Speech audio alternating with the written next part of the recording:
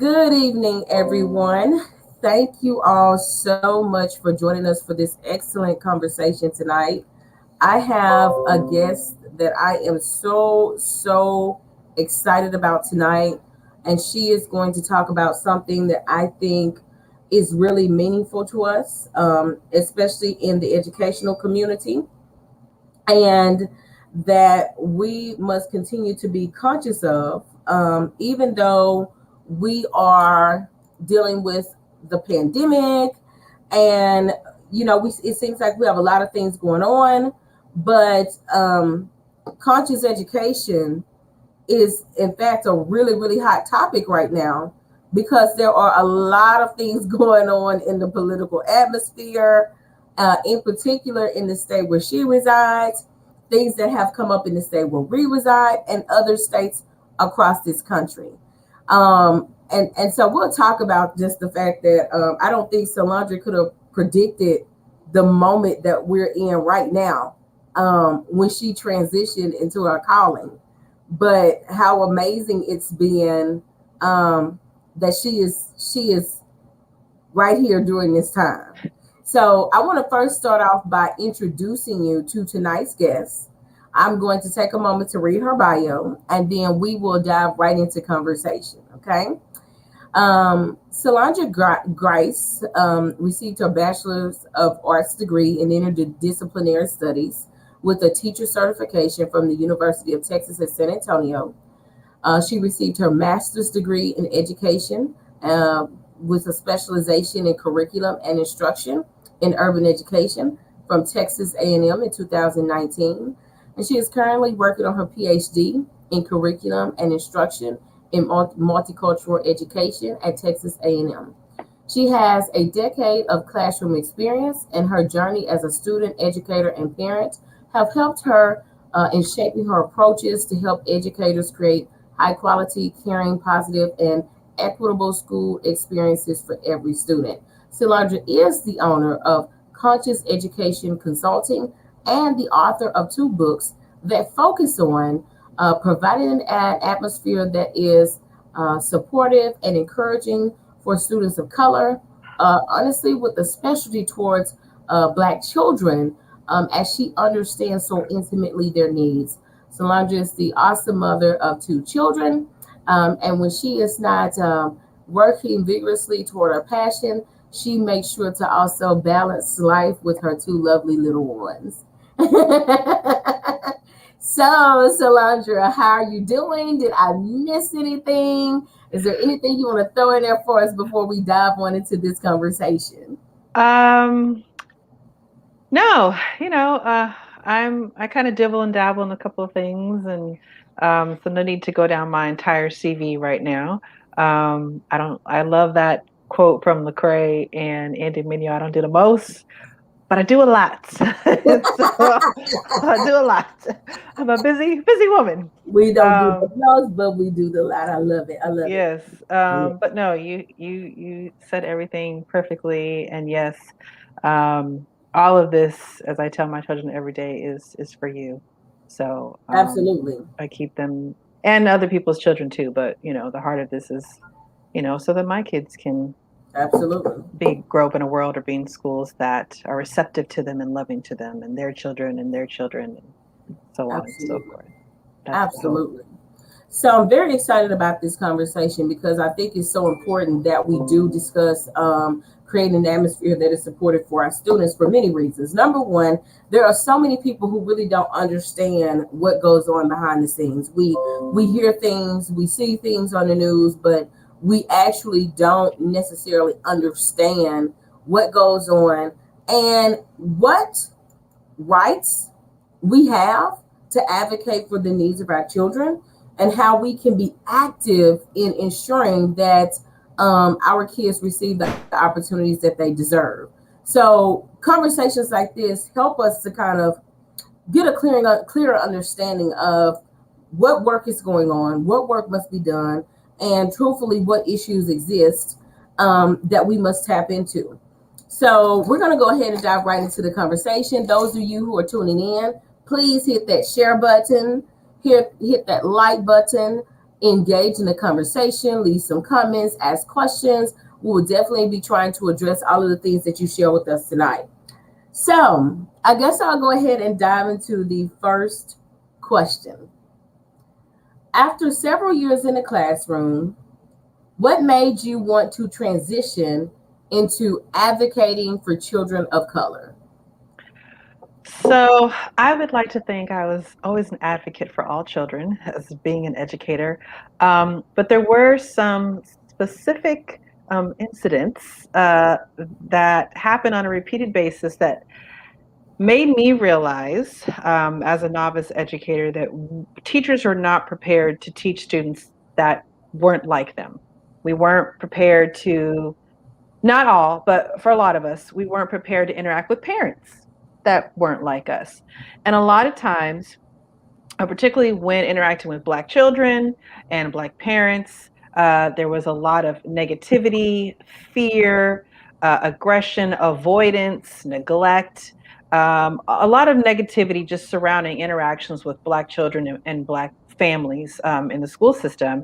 And just a few of, and even interacting with Black teachers in the classroom, um, I just got to a point where I said, we can't keep acting like, well, for one, I thought I was crazy. I was like, am I the only one who sees this? Like, this can't just be me.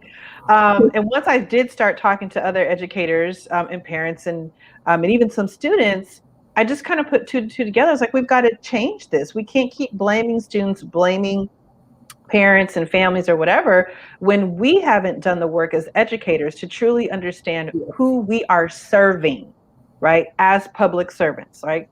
Teachers forget that we're public servants.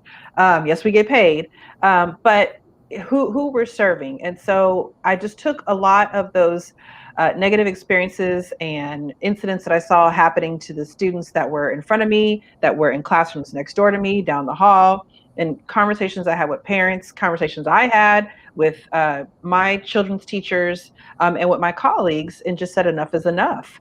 Either we're going to fix this and actually name what the problem is Yes. and work towards solutions, or like this is not going to continue to go like this. I'm not going to be quiet, and I wasn't. So that basically have brought me to this. Was just I just got tired. I got sick and tired of being sick and tired, Yeah. and I said, if y'all ain't gonna do nothing, then I'm gonna do it myself. That was it. There's a meme that talks about that shows like Black women saying, get out the way, I can go ahead and do this. Let me go ahead and do this myself. And it Let me makes do me it. laugh even to hear that statement because, as Black women, that is quite often our mindset. Like when we realize that nobody else is going to make that move to get these things done, we are willing to step up to the plate to ensure that we um, um, care for the people who mean a lot to us. And this is even the case in education. I heard you talk about how the disparities that we see and that we deal with are not just among our students and parents relationships, but even Black educators face some challenges out there that we don't talk about. So hopefully we'll get the chance to kind of come back to that and dabble into that a little bit because that is a very important component to address as well. Um, and I love it. So, second question. In your first book, you talked about your experiences in other countries and in public education. Um, so people who are not as familiar, if you haven't read her first book, please go and check it out because she actually talks about what it's like living overseas, what she experienced in watching how her children were educated in different countries versus what she experienced when she came back to the United States. So, how do you think those experiences affected your view of education and the learning experience for our children when you came back to the US? So, I wanted you to kind of look at when you went into the classroom and notice the differences and things. How did it kind of affect you as an educator, as a mom as well, having kids who had gone into the school system? So one of the biggest things that I noticed, and particularly this is when we lived in Singapore, one of the things that I noticed was just the value that is placed on education in other countries is very different than the way that we view education in America. Um, and it's very unfortunate because we know that literacy and mathematics education, all those different things, are foundational to uh, uh, all the other professions that we hold in such high esteem. So it's just always amazing to me to see how educators are put on such a on the low end of the totem pole when we support all other professions. But when I came back to the States after seeing the huge difference in the opportunities in not language attainment and music and subject matter and just the safety of the school atmosphere that was very, very different. I mean, the whole country was a whole lot safer, so that's a whole nother story. But just the care for individuals and the learners that were in the school building was very, very different. Wasn't perfect, but it was very different than what we saw back or what we experienced in the States. And I only wish we could come, we may never, but I wish we could come to a point where at least educational institutions, right, learning environments are centered around the learner and their needs. And we are not there yet. We are still stuck in that whole factory model where we're just pushing kids through grade by grade to get them to the next level, to output them into the world so they can get into the workforce and, make money for companies and all of that kind of stuff. But I wish we could go to school to learn for the sake of learning and growing and developing, and not this production type means ends um, method that we continue to reproduce So let century me after ask, century. I'm sorry. So let me kind of No. segue to this for a moment. Um, how do you think that the focus of American education versus the focus of what you saw in other places, how do you think that the way we're set up right now um, is different and kind of limits our students? So I kind of just wanted you to kind of maybe dive into a little bit more of how are those differences impacting opportunities for children here.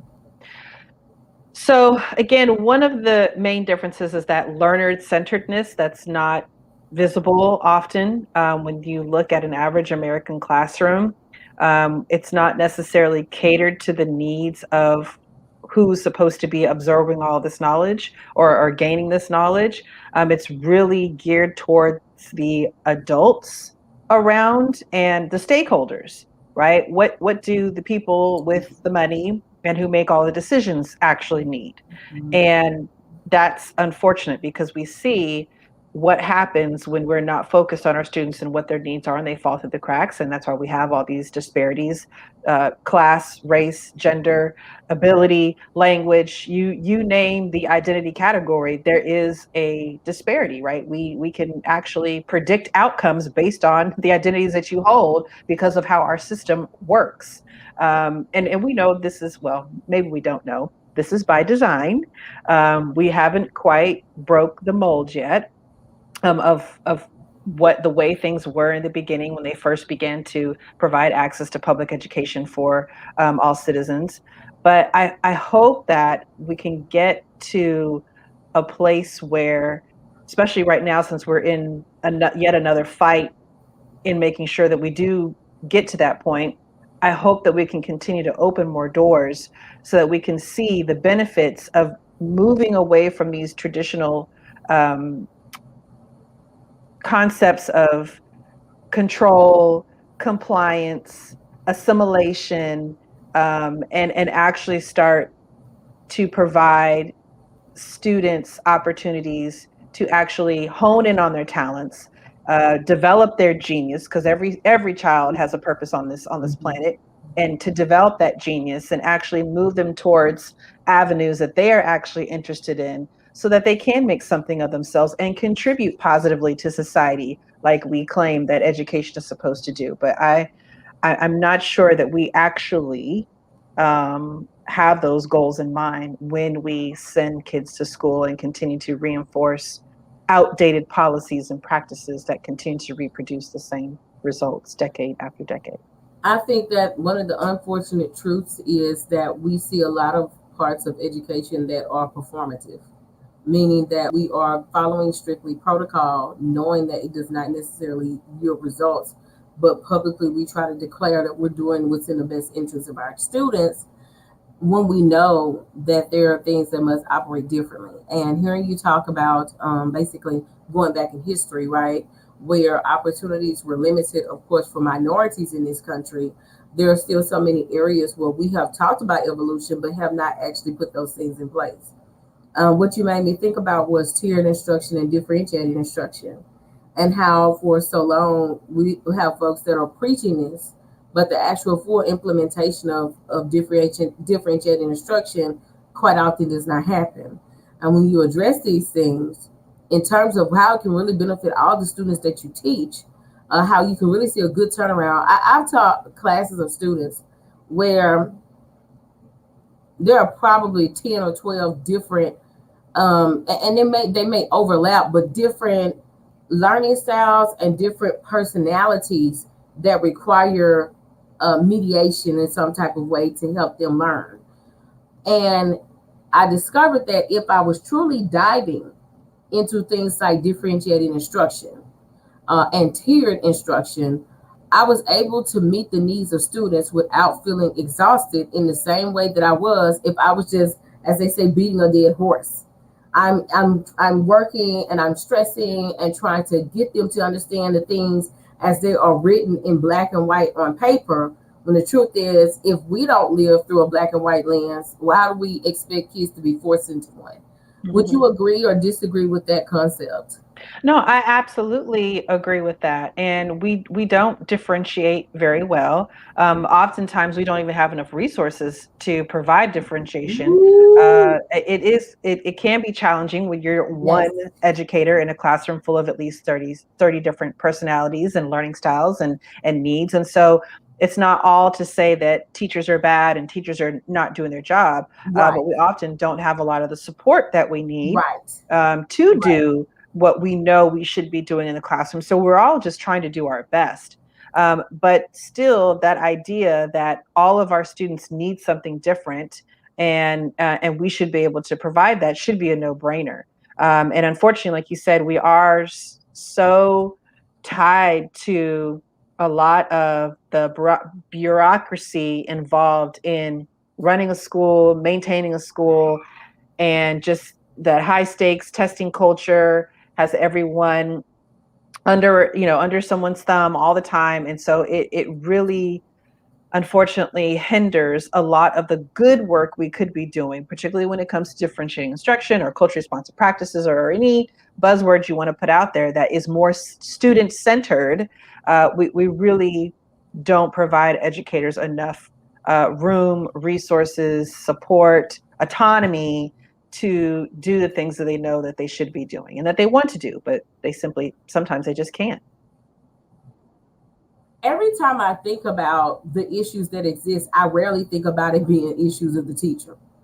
And I think that, especially once I started working with teacher emotional support, and this is why the weight of education tends to fall on teachers, and why you have so many teachers that struggle with their emotional wellness, because they do get it, but we are not provided with the resources, are not provided with the training, are not provided with the opportunities, and are told, if this is the piece of paper with the boxes that have to be checked, the expectation is for you to check the box at all costs. I remember when I was in the classroom, the way that I had to teach for an evaluation and the way that I taught when it was just me working with my students had to be different. I had to perform. Even if my supervisor knew what I was doing outside of that, when I came in, they just wanted to see me allow them to check the box. So I'm so glad that you clarified this statement, because for me, every time I talk about not being able to differentiate, knowing what works well, but not doing it, I don't ever think of it in terms of teachers. I always think of it in terms of what we deal with the higher ups, because these are a lot of your main decision makers and the ones that have the ability to have input. But we see the same thing going over and over. And we could get into a conversation about why that goes on, but honey, we would be going on all night long because that's when it gets real, real. And this Right. is when they need to call you in to have a real discussion Yes. because when we talk about the racial makeup of education, especially in upper leadership, then Hmm. we go back into those control mechanisms and whether we're actually really trying to grant opportunities to children who don't look a certain way and don't fit a certain vision of the American life. Am I right or wrong about that? You're not going to get no pushback from me on that. That's what my two books are about is making sure that we highlight these disparities and why they're there and name them and call it what it is. Yeah, yeah. Um, yes, our schools are trying to do their best, and I'm sure the intent is there, but the we have to look at the impact, and Mm-hmm. you can spin a wheel and pick a school out of any state or city in the United States, and you are going to find similar racial, socioeconomic, and gender-based disparities. I mean, that's not a coincidence. Yeah. We really have to stop acting like we just need one more program or we just need one more character development opportunity or some surface level um, quick fix strategy for these long held issues that we know stem from the root cause, which is that we don't want to see all students succeed. Mm-hmm. And even though educators do try to do their best, there are some administrators and educators in our schools and our districts and on our school boards and in our state education agencies who are not concerned and want to continue carrying on as is because it benefits them, not always and still looking to blame those who are really just the victims in what we continue to see in these disparities and underperformance and any other word you want to use to just describe the lack of achievement that a lot of these students are experiencing, and not for lack of trying, but there are just too many barriers in place for so many students, and particularly depending on how many marginalized identities you embrace, that compounds a lot of those things that you can experience as well. Um, Absolutely. I think that one thing that's interesting about that is for us to acknowledge that students are trying on one end, teachers are trying on the other, but it's literally that gap of where are the connecting resources and connecting people who can make this opportunity possible for us to strengthen opportunities for our children, especially children of color. So I was listening to you on that component. That was a strong one. So this question: Who do and this kind of ties right into what we just talked about? Who is responsible for maintaining accountability for schools when it comes to diversity and inclusion? I think we have to have a shared responsibility in this and accept some mutual accountability for all parties. And when I say all parties, I mean students, their families, teachers, administrators, school board members, state education agencies, uh, local elected officials, state representatives, federal like we don't value education, and when we do have those who try to come together collectively to advocate for students, such as we've seen with these equity initiatives, Right. trying to get more culture responsive training for teachers, Mm-hmm. more Mm-hmm. programs for students to have affinity groups where they can get together and talk about the experiences that they're having. When Right. you see pushback on those things, like it, Which I we don't do. understand. I don't understand why you're upset that we're trying to do things that benefit students. Of course, that's a rhetorical question, and we can talk about why there's. I'm sure we're going to talk about why there's pushback on something as simple as more diverse books, something as simple as bringing in, you know, presenters of color to talk to students about different career paths, or if we're going to take students on virtual field trips to different culture museums around the country. Like, why is there changing the history books or supplementing with different history books? Why there is such pushback to that, when, again, we all claim that we are here to serve students and their families, yet when people come together and say, this is what we can do to help these students who are not being served well, now there's a problem. Yeah, we want to serve you, but not that way. Well, then you can't say that you want to help certain student demographics when they're telling you what they need. They come with a solution, but you say, well, not that solution, because that one I'm not comfortable with. So again, let's go ahead. Let's dig deeper into this. Go. This is you lead this. Let's dig deeper into those issues. So I was looking at the chat. Hey, girl. So, nope. Close the door. Sorry. It's okay. Close the door. But that's the underlying problem, and when I work with schools and when I work with educators, I get down to the nitty gritty. I'm sorry if y'all can hear crying in the background, okay. but oh well. But we have to get to the root of the problem, and again, we have to stop and think about what is it that we actually do feel about these students in our classrooms who aren't performing as well. What is it that we do actually feel about the parents that we dread calling, or that we hope they don't show up to the conference because we don't want to deal with them? Yes. Yes. And so if we can have an honest conversation about that, and why you don't want to read a book about slavery, an age-appropriate book about slavery in kindergarten, because I've had this conversation, right? Because it can be done, and kids get it. They know right from wrong. If we can't get to the heart of those conversations, then we can't do anything else.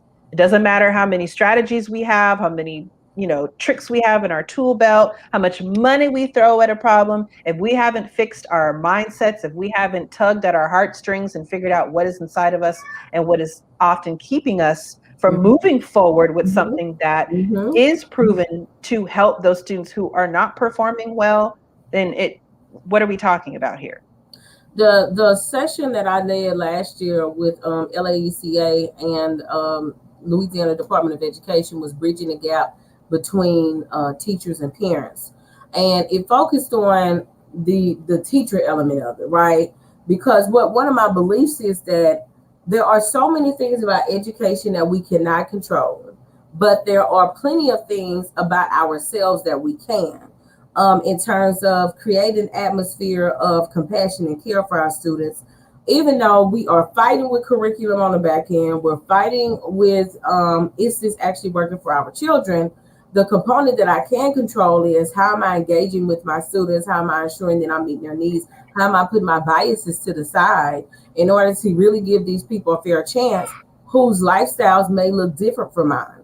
And I can be honest enough to say that, especially in my early years of teaching, I had to still do some adjusting, even though I was a teacher that came from, I felt like, okay, I came from the projects, and I've finished school and I've done this and I've done that, so I can understand people from a lot of different backgrounds. But I realized that I still had growing to do, because check this out, I was meeting students that came from a Hispanic background. I was meeting children and students who came from a Muslim background. I was meeting kids that came from African countries, whose lifestyles and cultures were still much different than mine and what I had seen. And I needed to do the work to dig into what was going to reach and connect me with them. And not, in a sense, having my Americanized mindset that said, oh, I've been to the bottom and seen this and this and that, so I'm outside of the standard. That didn't make me outside of the standard. Realizing that I had to have flexibility and the ability to really reach out to multiple people made a difference. So what you're seeing there is so. And I'm glad that you brought up that point, that because that's kind of the big issue right now, is there is a demographic that is very upset about a lot of these equity initiatives. And when we're talking, especially with white educators, there is a lot of pushback that comes from not just white educators, but white parents when we're talking about these issues. And it's not just them. We know that, like you said, that I've worked with teachers of color who still need this mindset work because we Mm-hmm. too have been socialized in an Yes. American society. And you can say what you want, but I got my Yes. receipts. America is a racist country, Yes. and we have been socialized and inundated with racist images throughout our entire childhoods and Let's throughout our call it that. adulthood. Yes. So don't tell me Yes. that what I see is not what I see, because I see it every day. But anyways, and so it's not just white educators. There are specific things that white educators need to understand when they're Mm-hmm. working with students of color and families of color, but it's not just them. And No, so I I try to make that a clear distinction, because everyone needs to know about everyone. mm-hmm. And we're all different. We're all individuals first, but there are still some group dynamics we need to be familiar about, and some historical dynamics that we need to be aware Mm-hmm. of that help us Mm-hmm. better inform us on how to better serve the needs of the students and families that are in front of us. Yes, yes, yes. And honestly, with our students who tend to come from other countries in particular, who are not natives of the US, I find that they in particular have a hard time because education can be a very scary place for them, especially if you live in the South like we do. I Right. have taught, especially in recent years, more and more students who are Muslim and things like that. And I've noticed that in many cases, a lot of them would be very reluctant to even feel comfortable enough to reach out. But I really try to focus on making myself more available to my students and interested in their lives. And so by doing so, it made me feel great to be able to hear my students come in and say, Miss May, such and such never talks in class, and they come in here every day and talk to you at the desk. But these are the types of things that we have to be conscious of when it comes to teaching children, because every single child deserves to feel included in a classroom. So you're talking some good things tonight, and Yeah. really causing us to have to self check as well. When you said that statement a minute ago, realizing that it is not just white people who have some work to do, that there are people, if you have spent most of your life in this country, there's some work you need to do to ensure that you are being inclusive and respectful and supportive of every student you teach. Because we get very comfortable in this country and we adapt to the things that are frequently in front of us, and sometimes we have to do a self check. Hmm. We have So, to be very, very self-aware, and that's a very hard thing for a lot of us to do, especially us adults. We think we know it all, but we really don't.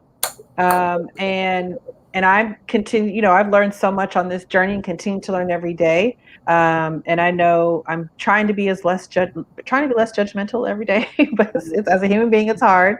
But we really have to, eat some humble pie sometimes to do this work well. We can't keep thinking that we are the all-knowing expert in everything, and really trust families and students to be the experts on themselves, and start to really include their voices so we can hear what their needs are and start incorporating them better. Because actually, I'm not really a huge advocate on continuing to assimilate students and families into traditional classroom practices and culture, because that stems out of very Eurocentric, one-sided, male, patriarchal. Like, that's not what everyone should be.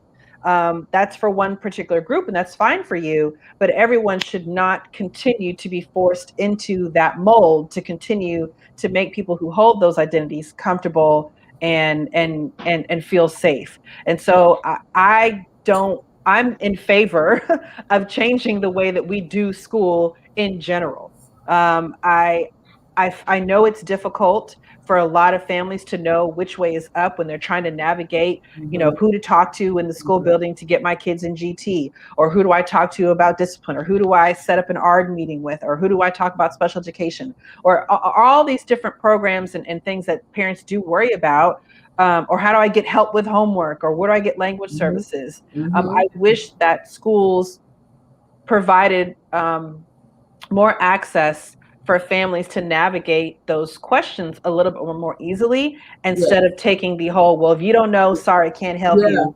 I sent it home in a newsletter. If you didn't read it, oh well. Like, and it happens a lot. Yeah, yeah, it happens a lot. And I know we're busy and we're tired and we have our own families too. But again, I stress that whole servant mentality. We are here to serve, and we do get paid, right? Not a lot, but we do get paid for what we do. Um, so we ain't out here for free. But I really do want to change the way we do school. It is not set up for everyone to succeed. It is I kind of think of it as like a commercial fisherman. You know, he puts out this big web trying to catch as much fish as he can, right? In hopes that he can go home with his big catch. Does he catch all the fish in the ocean? No, some of them do get out and are successful and get away. But for the most part, that fishing net is designed to catch and capture fish and keep them so you can take them home and eat them.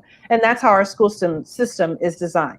It's not designed for everybody to succeed, right? But if you are one of those few fish who squeeze through the net or don't get caught, then you can go off and be one of those success stories. And we can point to you and say, well, he did it. How come you can't? Well, but again, we're not looking at how the system is set up. The system is not set up for all of the fish to make it, so we can't keep pointing to these success stories, even though, hallelujah, thank you that you made it through a racist and discriminatory system and we're able to come out of it in a positive. But not everybody can do that. And I don't feel that schools, it shouldn't be that hard. Schools should be more flexible in their approach to education to allow more fish to get through the net or not get caught in that net. Or can we just remove the net altogether and just swim freely and learn and grow together? But I live in fantasy world sometimes, I guess. But I don't think you live in fantasy world, because I think that there are numbers of teachers, and that's what I interestingly always find, is that there are teachers sprinkled about who actually have this same mindset, who are trying to practice it, but they struggle with not receiving support. And I think that's one of the greatest failures of educators, of public education, and one of the reasons that so many teachers leave. That's why I left. Yeah, that's right. That's why I left. Aside from the obvious that we talked about, is why I've looked back and gone, what I was receiving was was not allowing me the opportunity. I was always pushed into this little corner to where people wanted to receive the performance, but you didn't want the accountability that came to the table with me. Exactly. And it's why I felt the need to start a consulting company outside of my regular job that allowed me to show that, right? Yep. And to be honest with you, it's why I've had to look and say, okay, what happens next, as you move forward, because you see now what the big picture looks like. You see now what must happen in order for us to move forward, and that there are other educators who share the same vision, but we are not retaining those educators for the system because they get washed out, they're tired, they're exhausted, they're frustrated, and they're very passionate. And so when they can't get the results that they feel they deserve to see, or provide for children the way that they feel that they should, then they say, why am I beating my head against a chalkboard for no reason? So what you talk about is so true. We have other educators out there who want this system as well. And I think that in order for us to be able to retain teachers in the future and continue to be able to bring people back to the profession, not only is the financial component and aspects, but changing the way that we are creating a system of education for teachers has got to happen. Absolutely. We definitely have to start listening to educators. And I was just talking about this a couple of days ago, just reasons that teachers leave the field, reasons for teacher burnout. And a lot of it won't be fixed with just compensation. A lot of it has to do with teacher demands. And we have too much on our plates, as we talked about earlier. Like, we want to differentiate, we want to do culture responsive teaching, and we want to provide culturally relevant pedagogy, but we don't have the resources, we don't have the support. So what do you want me to do? I'm only one person. I have a solution for that, but not everyone's going to want to go the route that I did. and just do it anyway. But we really have to, again, like I said, the way that we do schooling in this country is not conducive to learning. I'll just say it like that. It's not conducive to actual learning. We our country is founded on principles that support business and business owners, and that's how it continues to be. At that time, it was land owning whites or slave owners, and that mentality and those concerns are still uh, valid and regulated. I mean, and regularly pushed forward today. And so we have to keep that in mind. We're not going to school because we value learning for, growing knowledge and thinking critically, and making decisions. We really do send students to school for that whole, economic utility narrative that Yep. says go to school, get a job so you can make money and contribute to the economy. I mean, And then we we hold may not be able to our, get away from that. it amazes me that we talk about as well, like kids that are gifted and talented and have great potential, and oh, I always knew that person had the potential to be great. But in many cases, it's just by grace and mercy that they get to develop those skills and gifts. There are some schools that create the environment for them to do it, but in many atmospheres, we're not truly giving them the space where they can develop those gifts and talents to be rare and unique, Yeah.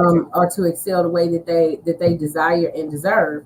And so, I think it's almost contradictory to say that we come across these kids who have these really amazing components of them, but then we don't have an atmosphere that is supportive of them developing in that gift. Which brings me to the next question that I think is also connected to where we go with this. What do you think is most important when it comes to helping students perform well academically? Mastering the skills or mastering oneself, meaning heritage, inclusiveness, diversity, and self love. So I think that we should stop isolating these things. Yes, we want students to master content.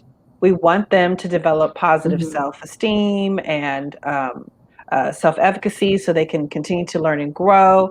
And we also, what was the third one you said?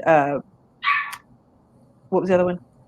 I think examples were heritage, inclusion, diversity, self love. Right. Were And so like we examples want of them, right, to mastering. have the content. We also want them to have the self, hopefully, right? That's why there's that big push for social Right, emotional learning, right? We right. want all those things together. But I think we're attacking things too individually when Mm-hmm. really these issues are all combined and multifaceted and complex and interconnected. For to take from Dr. Kimberly Crenshaw, right? The intersectionality that a Yes. lot of students are experiencing when they come into these schools. Like we have to have an intersectional approach. And so when we're talking about mastering the skills, again, we have to start thinking about, well, what is our end goal? Like, what is it that we actually want students to come in here and know and be able to do by the time they leave, right? And if it's just to be able to take a standardized test, right, then we just can keep doing what we're going to do because that's all we're doing right now anyway. Covering material enough so that they can take this benchmark, so they can take this map test, so they can take the PSAT or SAT or ACT or whatever T test that they have to take, right? So they can get that score and move on to the next test, I was about to say right? weekend assist is supposed to prove you're worthy, but often don't. It definitely does not. It does not, right? Because if I told you my test scores for all these tests, you'd be like, who? Say what? Okay. Yeah, But if it's you not. look and see where I'm at now, you'd be like, but God, okay? Because those tests don't determine anything, Mhm, right? mhm, If I looked at mhm. test scores, I'd be like, oh Lord, like who? I ain't nobody. And that's unfortunate because it shouldn't be that way. Yes, I'm not saying get rid of assessments, but those should just be used as tools to see where we're at so we know where to go next. That Progression shouldn't be tools. holding anyone back. Progression tools. We shouldn't be repeating a grade level. Definitely shouldn't be denying you interest into college over a test score, right? Which most people are not good test takers anyway. So we're really rewarding you on being able to take the test, not actually the knowledge that you have inside of you. Well, The let me other, tell you. oh, go ahead. I just want to interject just 1 second. I'm sorry. One of the things that I discovered along the way in really revisiting how I was teaching was if I really learned how to meet the learning needs of my students, they absolutely performed better on tests because I was meeting their needs and then I was teaching them how to accommodate the required structure. As a result, they could think better when it was time to perform. And when you talk about the intersectionality, again, that performance on the test does cross well with their ability to show forth their knowledge, but we would see more students doing well if we were meeting their learning needs and their social emotional needs. So go ahead. I'm sorry that I just No, that was a great you're point. again, because that goes against my whole I want to get rid of it all anyway. So I'm always just thinking in that I'm ready to burn everything down and start all over. That's me. That's how I can Wish. go. No, I mean, But but it's starting over, but right? it's But true though, you right? get to Students decide what to keep like and what goes, right? And starting over. right. So I mean, Students that's who still are a valid in caring learning environments, identity safe environments do perform point. better on those standardized tests than those who are not, right? Mhm. But again, I'm always looking at the bigger picture, whereas Mhm. I don't want standardized tests to To continue. determine. One, they're To determine. standardized, right? Yes. That means everyone has to perform at the same Mhm. level when we all know we're all individuals and we're all different. So I want to break free of that system and the way that that operates and how it marginalizes a lot of students unnecessarily. And I really want us, again, to be able to think differently about how we educate, how we serve, what we teach, how we teach, for what purposes we teach. Yeah. And really, hopefully we get to it soon, the talking about, these legislative bans on oh my gosh, critical race theory is at the heart of that, because that's where that Mhm. change is going to come. Mhm. And I think that that's known, right? Oh, they're trying Yeah. to change things. I was about to uh, say that's the point, right? that is the point, to have these changes come to fruition. But we know that there's a lot at stake when social change happens. People in power and people who benefit from the system as it is, Mhm. don't want those changes to happen. Right. But as you can see, we're not going down without a fight. So the battle continues. What I enjoy so much about this conversation is how you and I share so much of a vision, and we have talked about this off camera because, of course, we've worked together. But having two different ways that we see how to get to that roadmap, and I think that that is one of the most beautiful aspects of having this conversation because it is an indicator that there is not one pathway to make these changes happen, which is why it is so important that education itself becomes more inclusive. That's right. And Because that, yeah. you see what I'm saying? I feel like there has been so much bias. They think that when you start talking about the diversity component of it and meeting the needs of all of our kids, then you're gonna get this big group of one mindset that comes in and says, "Oh, we have to do this way," and that's it. When the truth is that we see the diversity and the different levels, the different aspects, different ways of thinking, different ways of learning, different experiences in many different ways. And so if we can see that within ourselves, why can't we also come to this table that says you need a diverse group of thinkers who agree on the concept of redesigning personal education and have several different ideas about how we need to do this? Not the assumption that there's going to be one universal mindset because we come from one universal mindset in education all these years. Again, we keep going back to the heart of the problem. That goes up against the current culture in our schools, the current culture in our society, which is very black and white, which is very and or, right? We think in very binary terms. Either something is good or it's bad. And this, what is termed white supremacist culture, right? And I'm not talking about hoods, and not talking about skinheads or neo-Nazis. I'm talking about the dominant Mhm. cultural norms that Mhm. uh, that are acquired to make it in this country, which resemble the norms, the values, the beliefs, and the ways of being that mere white, middle class, heterosexual, patriarchal, Christian, white Christian, I'll say that, you know, needs and values and wants and interests. And so when you go up, you're going up against that very dominant force when you say there's more than one way. Because according to that dominant mindset, no, it's either this or it's that. And so we really, it's very hard to break that mold. And that's why it's important to get we really have to start getting different people with different mindsets in leadership positions on school boards, because when you look at school boards, when you look at who's an administrator, they all kind of look the same. And even if they don't look the same hair texture or skin color, they still all think the same. They're still trying to just maintain the status quo. And we really need some fearless leaders in these meetings that we go to on Capitol Hill, or when we're at our local state capitals, or when we're just at the PTA or PTO meetings. We really need some people who have divergent thinking and gather around them and show them just as much as support as we show those, because we see the ones who are against it coming in droves, right? My goodness, right? Those of us, and that may be the difference, because some of that is driven by hate. So maybe that's why the intensity on the equity side is not so much, because it has a different life force. But we really have to start getting behind people and supporting one another. When we know, that's a huge conversation too. That's a huge one. Which one? That's a very big conversation right there. When you talk about what drives the notion of wanting to maintain the same versus progressiveness, and why it's so hard to see more people on the progressive side have the support they desire, because it comes with consequences. Even in education, think about it. If you're too radical in the classroom, you will remain in that classroom as long as they need you. And when they get tired of you, they will find a replacement.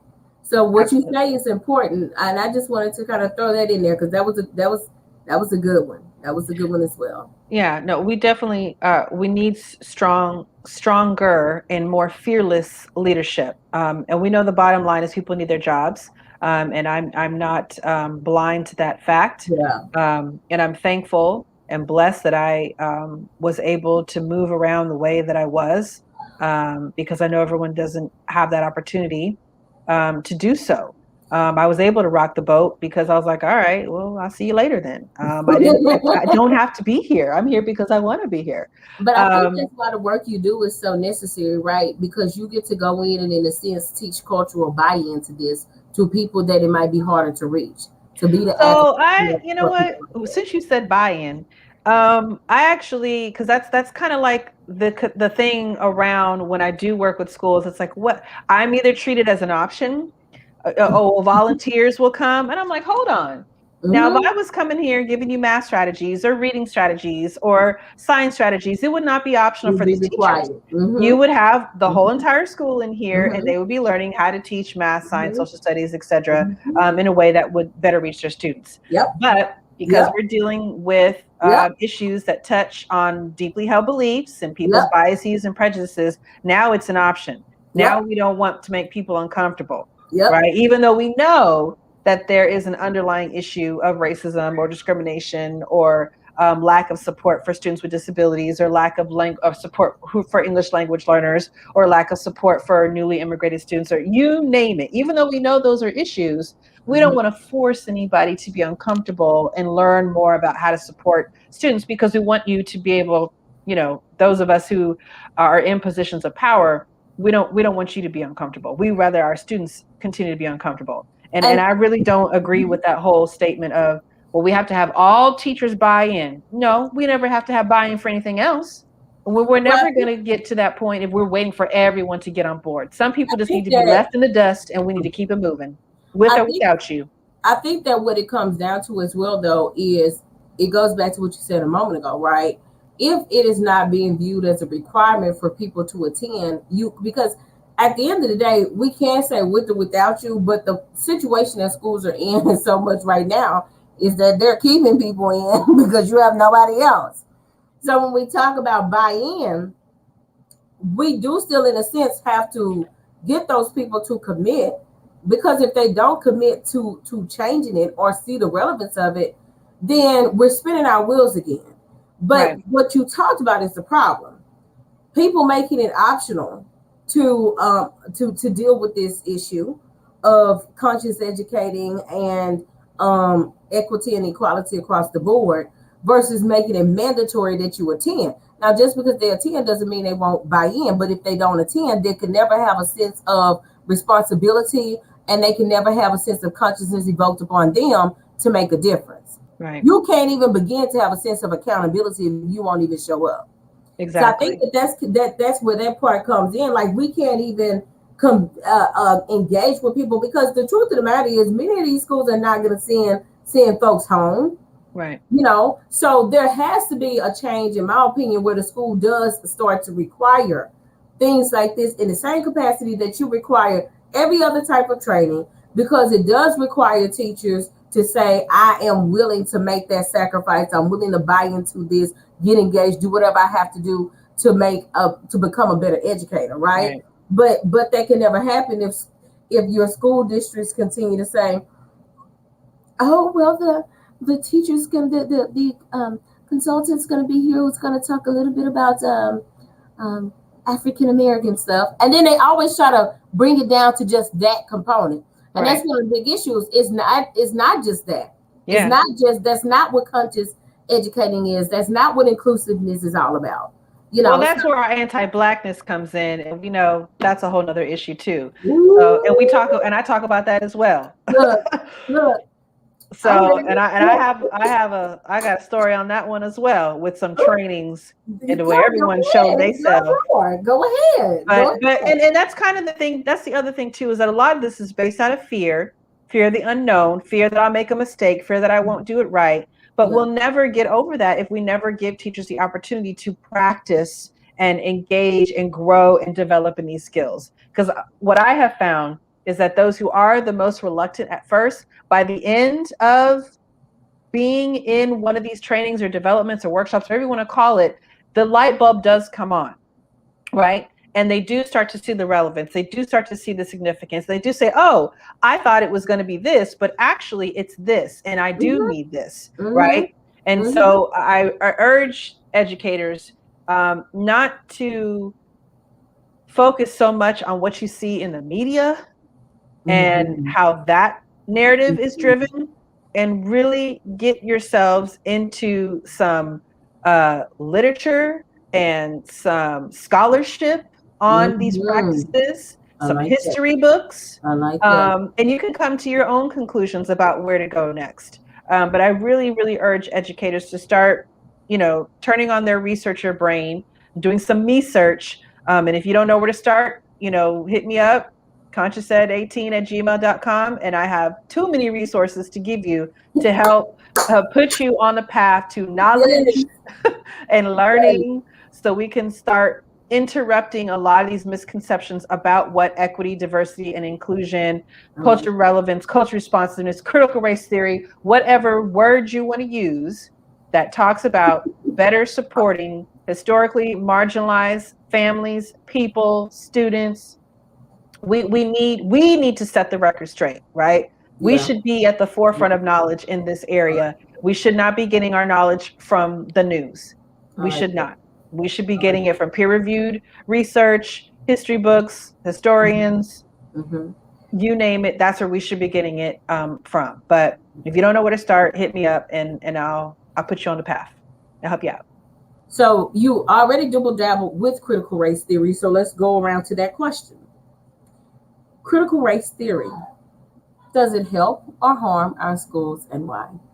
Oh, it absolutely helps. It I had absolutely to throw this helps. one out there for the sake of. Go ahead. So I'll do a quick little, because I always have to. I've had to do this all summer. Um, Critical race theory is not taught in K through 12 schools. It is a graduate level lens for researchers to view and analyze systemic racism. It started in the legal studies, and then Gloria Ladson-Billings co-opted it and helped educators use it for their studies. But we're not doing theory like that with K through 12 students. However, this practice of identifying and looking critically at systems is what upholds the pedagogies that we are doing, which is culture responsive teaching, culture relevant pedagogy, culture sustaining, culture, any kind of culture inclusive, equity-based pedagogy. It does uphold that, as it should, because one of the things that is lacking in a lot of our curriculum is that component of allowing our students to be able to think critically about what we are teaching them.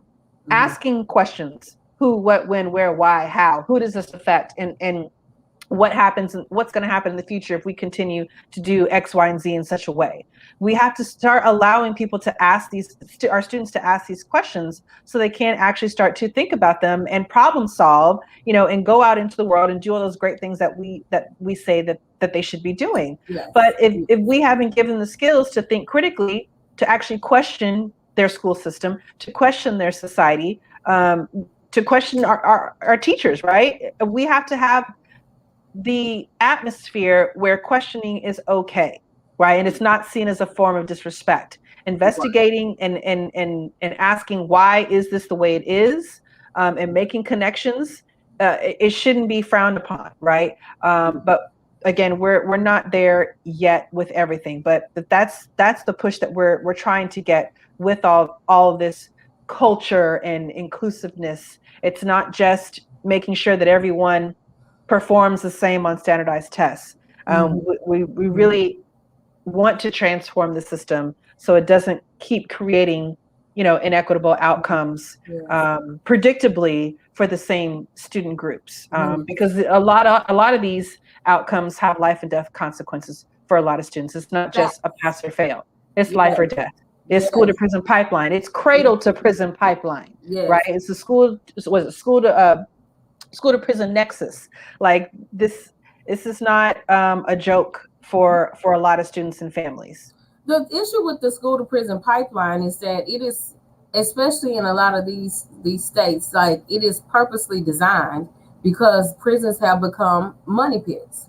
And that's the unfortunate part about it. So one of the biggest issues is that if we really start dismantling these types of issues and attacking them from the classroom, then we start to break down that system that has been filtering a lot of money into a lot of pockets. And the unfortunate part about it is a lot of these decisions are money-based for particular people. So and that's why they're banning it, right? One is here in Texas in particular, one of the House Bill 3979 or Senate Bill 3, one of the things that it says is that teachers cannot be compelled to discuss contemporary or social justice issues or something like that. And I'm like, well, if you can't talk about, what's happening, then how are you going to solve the problem? Well, that's the point. We don't want you snooping around and finding out why prisons are so profitable. We don't want you to understand why we're looking at third grade test scores to determine how many prison beds we need in the future. We don't want you looking at that. We don't want you to see which companies are funding certain political candidates. We just don't want you to do that, because that upsets our money and what we're trying to do. Right. And it also creates a different mindset, and it starts breaking down white supremacy. If we legitimately address that, which is the issue in our country, right? We start breaking that down because you allow kids to start thinking for themselves. And I'm going to tell you something, this 2021 group, 2020 group, 2019 group of young people, they are not with it. Okay. Right. They are not with it. They will stand up. They will march. They may not know what the next step is, but they will put everything on pause to say we are not doing this. Yeah. And I truly believe that they adopted the name of critical race theory because we know that's not being taught in high school, but it's really code for Black history, right? Or true American history, right. And I told you, Salandra, we can be real open on here.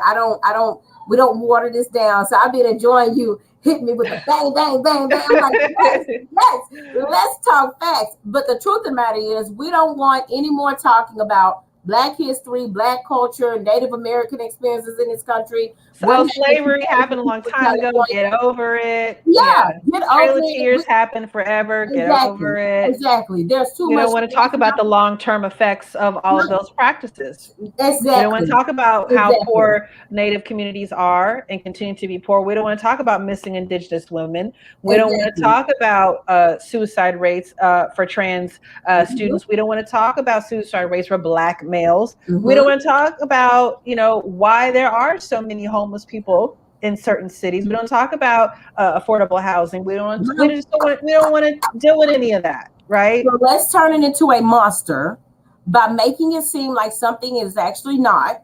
So we can cease fire on the conversation. It's why we have people going around here saying, comparing wearing a mask to some type of slavery or oppression. Lord have And mercy. on one end, you're coming in here disrespectfully using the name of Rosa Parks to gaslight a conversation about wearing a mask. But on the other hand, you're saying don't talk about critical race theory, which is code for don't talk about Black history. Yep. And this is what the problem is, that Black people have been misused in this country for far too long. Our stories have been abused. They have been used at people's convenience. We have been used at people's convenience. And it is why the struggles that minorities face in this country continue to be so heavy to bear. And it's so much, we're breaking through things that record numbers. If you don't want to talk about Black history anymore, then make the present more fair, more equality. Then let's solve more equitable. Then let's Yep. solve that problem. But not only do you not want to talk about the past, but you don't want to fix it in the present. And by monsterizing critical race theory or coining Black history, Black culture, Native American history, all of these social issues and historical issues that are going on, you put it in a monsterized view, and people start saying, "Oh well, no, I don't want my child to do this. I don't want my child to do that." And people don't even know the definition of the word. You've just gotten word of mouth and taking that and run with it instead of saying, this is something we really do need to address because it's time for a change. So Yep. go ahead. I'm sorry. I'm sorry. No, I mean, you're absolutely right. Like I said, the media is doing its job and it's doing its job well. But again, that's why I said I encourage educators to put a stop to that. Because when we know better, we can do better, and we can encourage those around us to do better and know better as well. And so you're right. Those are the underlying issues. I mean, we're still in a battle. We're still up against white supremacy in this country. And no, that's not to say that marginalized people are perpetual victims and we're just woe is me and we can do nothing to help ourselves, because that's not true. We have history books full of Right. things that we have done to pull ourselves up by our bootstraps and get ourselves where we feel like we need to be. But we're not to that promised land just yet. We still have a long ways to go. Mhm. The civil rights movement was not that long ago. Mhm. Slavery was not that long ago either. Mhm. And we still continue to see the remnants of those practices in everyday social institutions in America. And so the fact that now it no longer says, no Negroes, no Mexicans, no Jews on the front of a store doesn't mean that there's Yeah. still an equal opportunity Yeah. for people to get employed there.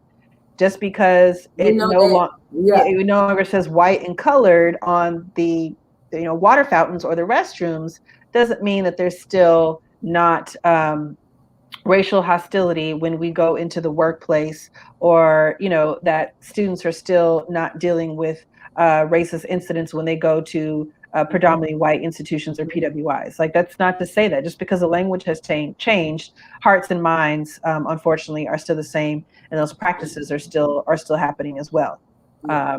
And even in the age of Trump, people have just taken it upon themselves and emboldened themselves to no longer hide those things, and that's fine, Mhm. because I need to know, I need to see you, Mhm. um, and you gonna see me too.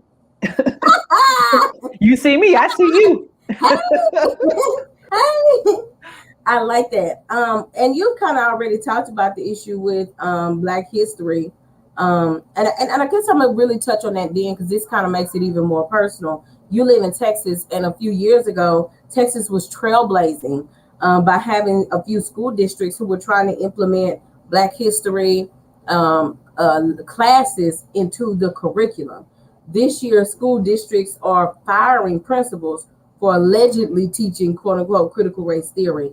How do you feel about that going on right in your home state while you are pounding the pavement for better things for our children?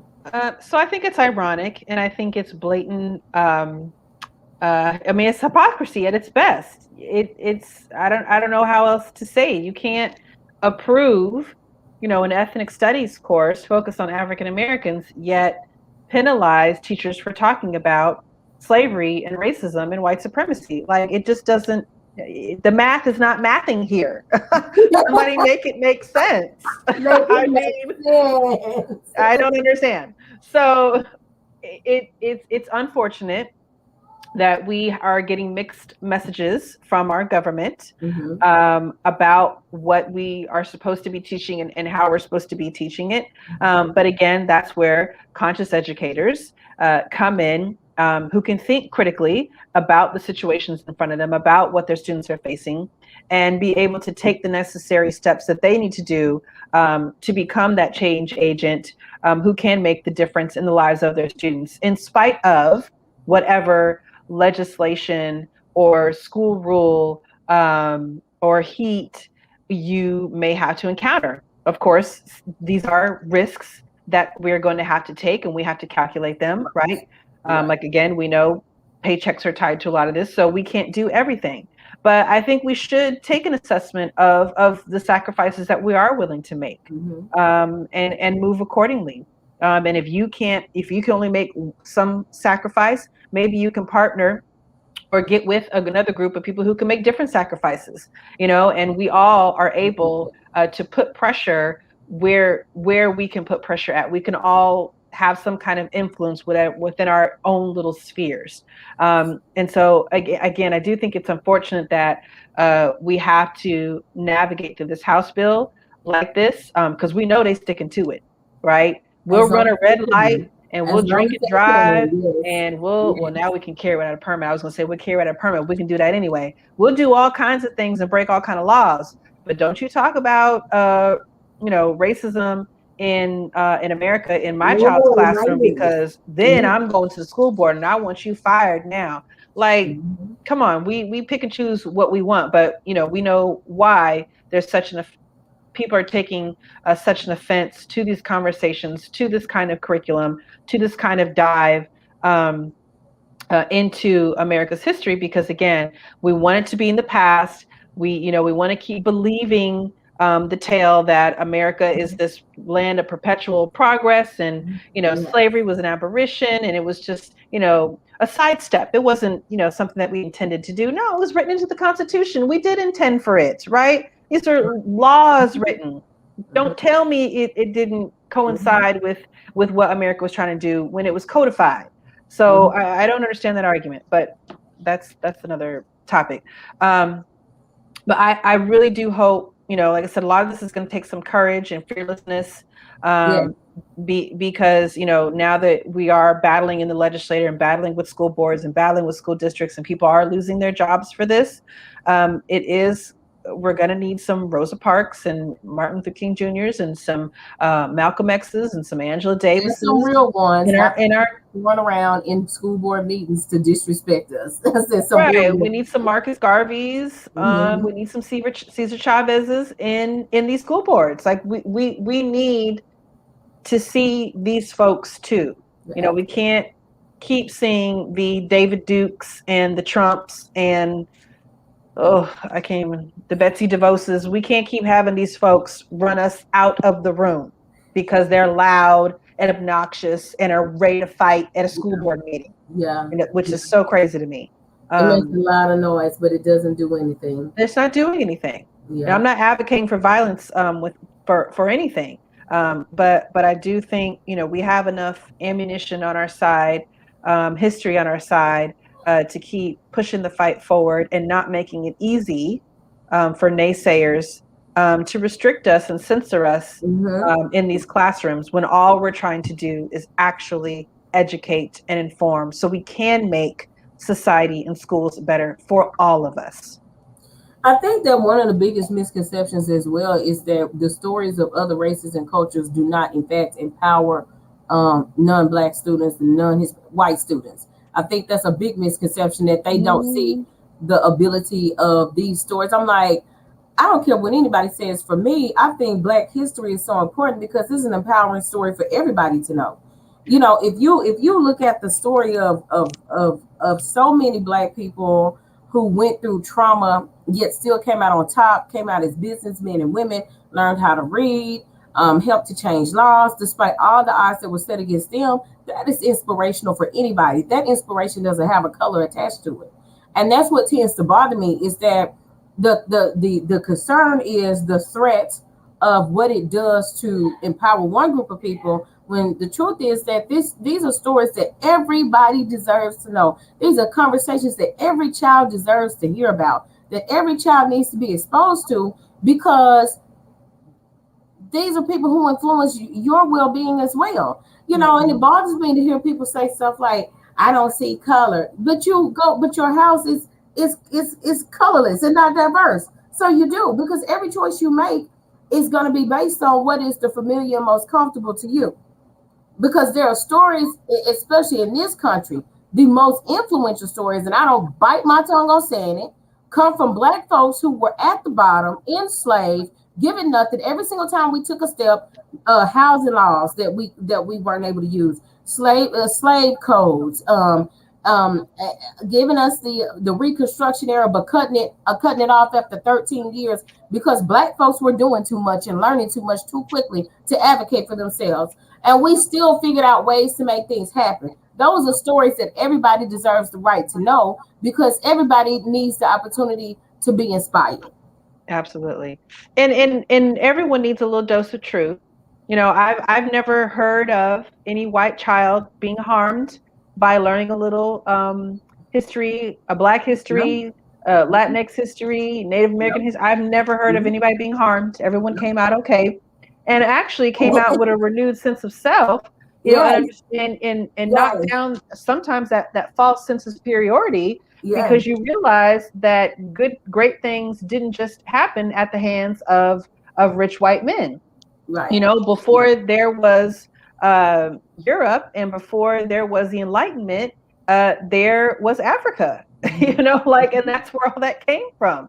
So when we start to actually expose truth, right, and kind of and which is why there's such an opposition to it, because we're shaking up the narrative that only a certain group of people made any contributions to the world, or Africa's the dark continent and has nothing to contribute. They have no history. That's actually not true. And when you start challenging that, people, that rocks people's boats. And Yes, that's at the heart of yes, it. But it's appreciated. Those who actually, I know plenty of white individuals who love, you know, to learn more about other people, yes, because yes, they know for them the jig is up. They're like, yes. something doesn't smell right, and now that I have this information, now I know what it is. Living this Uh, truth. Yeah, and so I hope that we keep, exposing all students to all histories, all perspectives, all experiences, right? Because we are only stronger in our diversity. It doesn't make us weaker, it makes us stronger. yeah. I It like makes us stronger. I like that. I like that. That's awesome. Girl, as always, we get so wrapped up in these conversations, honey. We have just a few minutes left. Okay, no And I know worries. you have the little ones, so I'm going to try to honor that because a lot of times we'll go over. And of course, I have my son, but Okay. he's familiar. So he's in the living room doing his thing at this point. But I have two more questions I'd like for us to share. And of course, close out by talking about the book a little bit further, how Oh yeah. people can get it and how people can reach you. So, first question, what was your motivation to write a second book? Oh no, motivation. Because you do, after that first, I was That's like, when you declare to me. I'm never writing another book ever. I am one and And I done. said, okay. I said, okay. But I mean, but God, put ideas in my heart, and and the words just flowed. They just came, and I couldn't stop. So I don't know if that's ever going to happen again. It might, once the dissertation is done, but it I it came because the first book was always only meant to be an introduction. It was just to get you to think about some things that you hadn't thought about before and to provide you with some of my real life teaching examples to illustrate, along with research to support my anecdotal evidence that these things need to be addressed. And so this next book really is for the educator who's ready to move on to the next step. Yeah. Right. The first one was just, here's your awareness, but I don't want educators to stay in awareness. I want you to move towards action. And so one of the things that a lot of educators that I work with, they want the strategies first. Just tell me what to do and I'll do it. Right. Oh, thank you. Because I can't find none of my stuff. If I turn my camera on, there's books everywhere, but I can't find none of mine. So the first book was meant to be that introduction to get you thinking about what what is our issue, what are we dealing with, and how should we be moving forward. The second book, Embrace, Empower, Educate, and Include, is, and here we go. This is my copy.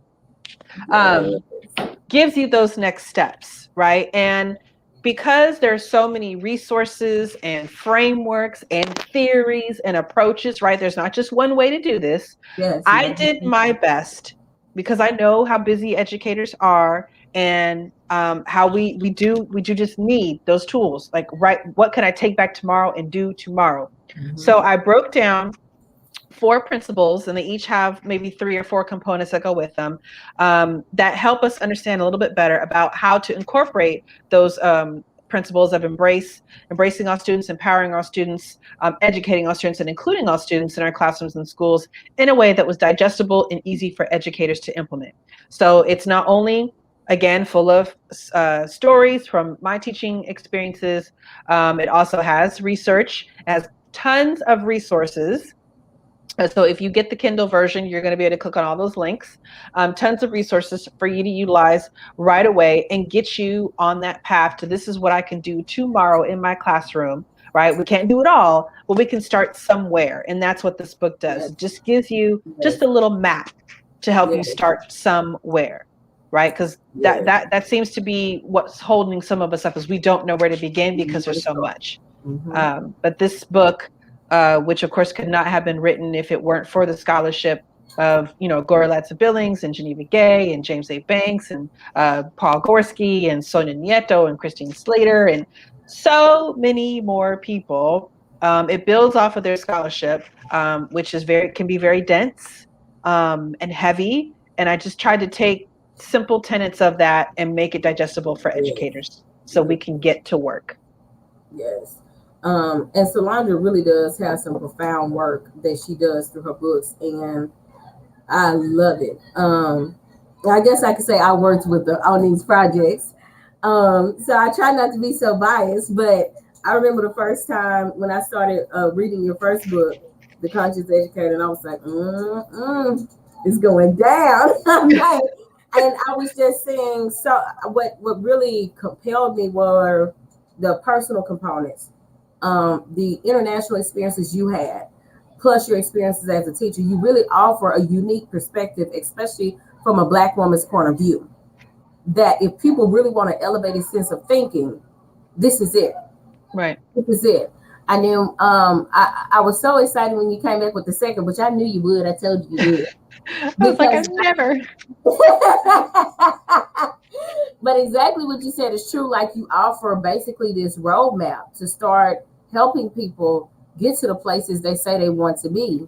And we have to have more work that does keep us moving forward, that does push us, that does say to us, this is how you do it. Because I think one of the problems we have today is that we have people who desire it, but as you said before, don't know how to start, right?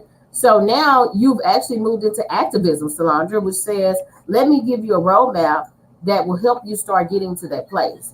So I have already dropped the links in the comments for both books. For those of you who have not ordered your copies, you will definitely want to check them out and share these resources with your educators, because they're very important. And I want you to understand that the thing I love is that she talks about diversity in the complete realm of every single child that you could possibly come across. And so that's what we really want to continue to look at, is making sure that we are teaching every child and the whole child from every walk of life. So great, great books. I have one more question for you before we close out. I always like to kind of do like that wisdom you can leave with us as we go forward. This can often be hard and it can come with backlash moving forward to make those changes in the classroom. What is your advice for teachers who see what you've seen and they want to make a change in their schools, but they don't know where to start or they're afraid of what can happen as a result? Well, get my books first, That and is right. then you need to get some support.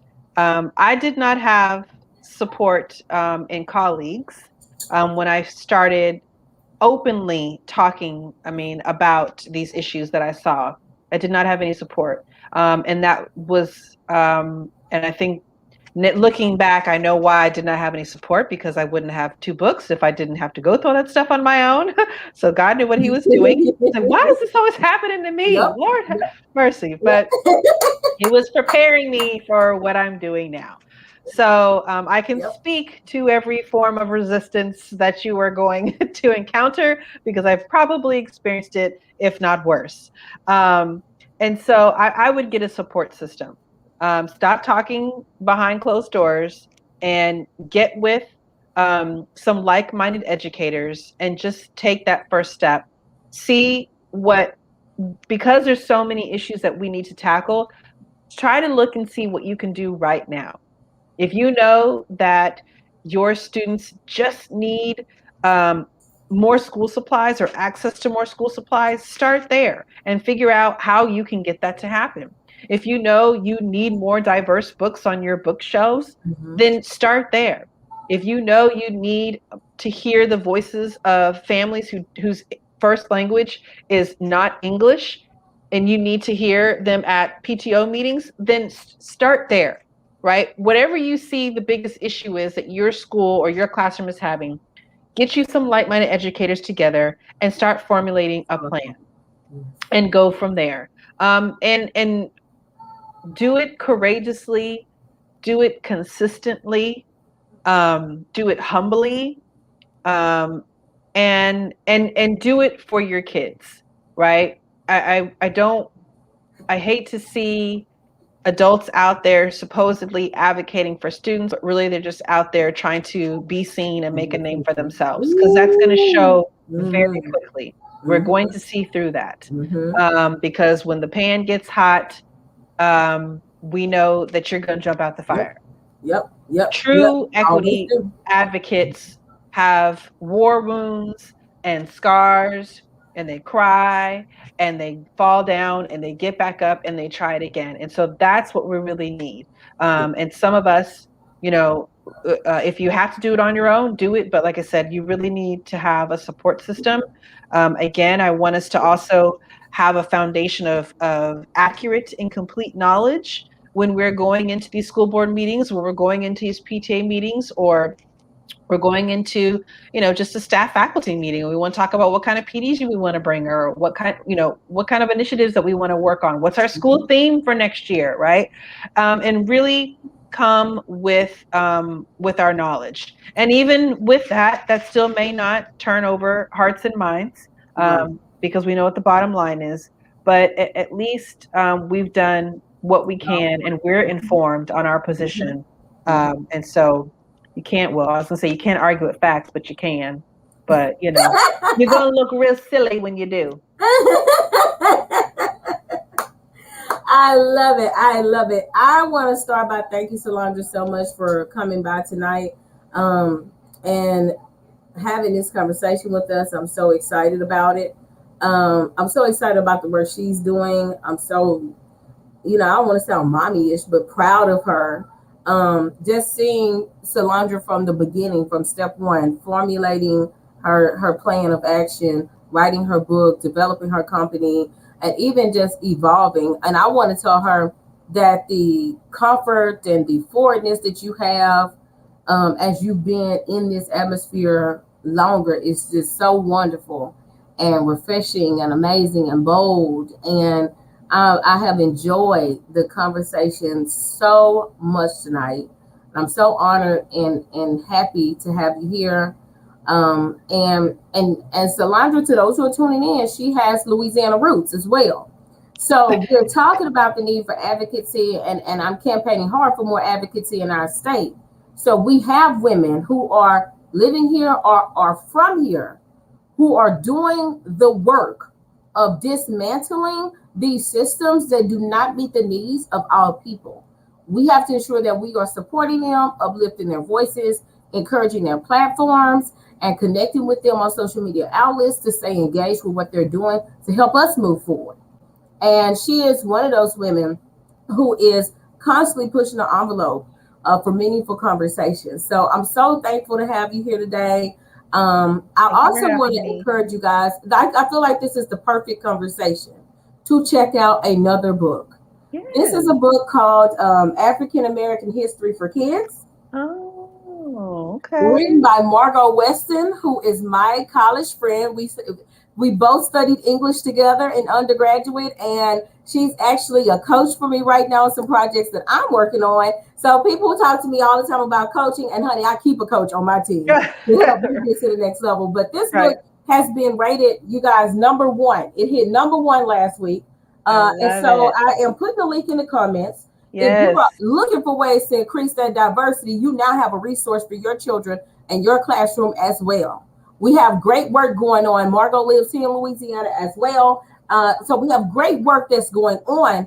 The accountability, as Salandra said, making your voice heard, demanding, putting out resources and curriculums that enforce what we know must happen going forward is the key. I hope that you guys have gotten some great information tonight. You can connect with Salandra here on Facebook, Instagram, LinkedIn. Her website is Conscious Ed. Excuse me, let me make sure I get this correct. ConsciousEdNow.com. ConsciousEdNow.com. The link to her website is in the comments, and the link to both of her books are in the comments as well. Salandra also has a business page where she's always providing great information, content, articles. She has some book signings coming up. And our mission is still, once the pandemic slows down, to get her here to Louisiana to have some great conversations. I want to just throw it to you one more time. Solandra, is there anything you want to say to us as we get ready to leave? I'm just thankful for the invite. I'm always excited to talk to educators and audiences who are passionate about equity in schools because, as we know, it is so important. If it wasn't important, they wouldn't be making laws to ban against it. Facts. Okay, so Facts. we have to keep doing the work, and I'm so glad that you know critical race theory, regardless of how you heard about it, that it's on the tip of everyone's tongue now. You like And that? even though a lot of people still don't know what it is, at least it's got you wondering and thinking about it, and we can continue this work because it's on our hearts and our minds. So I thank you for this opportunity, and I hope that I shared something that sparked some kind of interest to either continue the work that you're doing where you're at or start you on your journey. And like I said, I love being a resource. Email me at conscioused18@gmail.com if you need any resources, you have a question, anything, like just reach out. And again, thank you so much. And I hope you enjoy the book. Have a good night. Thank you guys so much.